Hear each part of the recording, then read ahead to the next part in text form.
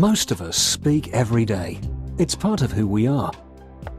We speak to our friends, our colleagues at work, even to ourselves. When we speak, our brain is engaged in a whole range of activities, from finding words to putting them together in a meaningful way. Because we speak to different audiences, for different reasons, and under different conditions, we can look at speaking as being multidimensional.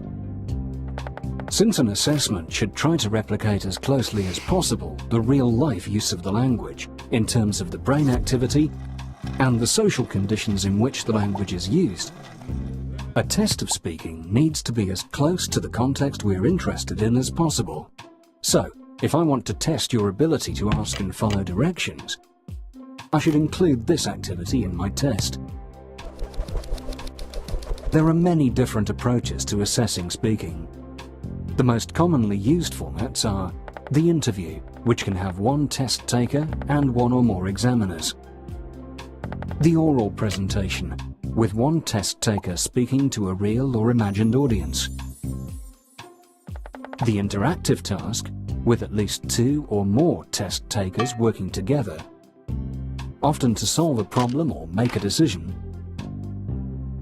The group discussion task, with 4 to 6 test takers.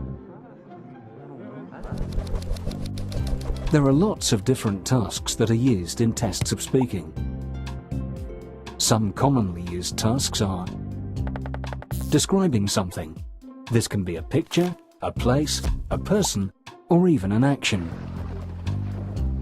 Telling a story.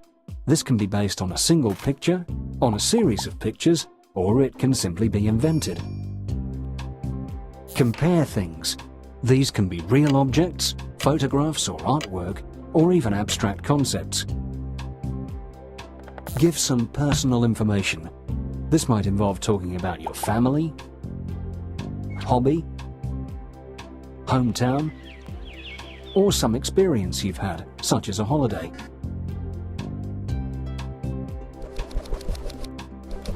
All of these can be done in different settings. They can be performed live in front of one or more examiners. They can be recorded and evaluated later by one or more examiners. The test taker can also talk over the phone to an examiner or to a recording device. Yet another option is for the test taker to communicate via a computer or tablet, with the examiner either live or working from a recording. In all these situations, the examiners award a score or grade based on what they have observed.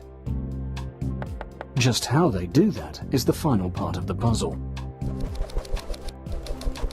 When the examiner is asked to award a score for a speaking test performance, it is usual practice that they use a set of descriptions of what to expect at different levels of ability. This set of descriptions is known as a rating scale. Some rating scales are simple in design and simple to use. Others are more complex. As with most things, the complex ones tend to be best, but are more difficult to create and use. Improvements in voice recognition technology, when combined with advances in computer power and speed, as well as in our understanding of artificial intelligence, mean that we are getting closer to having an interactive conversation with a machine, which would then rate your performance. To create a useful test of speaking, we need to think about all these things, while at the same time making sure that the language the test tasks generate will reflect what we are planning to assess. Getting all this right is not an easy job, as there are often conflicting demands, which make the development of a speaking task a bit of a trade-off. For example, we might really want to assess a test taker's ability to interact face-to-face with an examiner, but we may not have enough examiners to make this possible. So we have to compromise and use an alternative solution, such as a computer-based format where the test taker reacts to the tasks set by an on-screen avatar.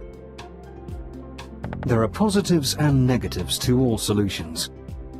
We just need to be aware of this complexity when designing a test of speaking.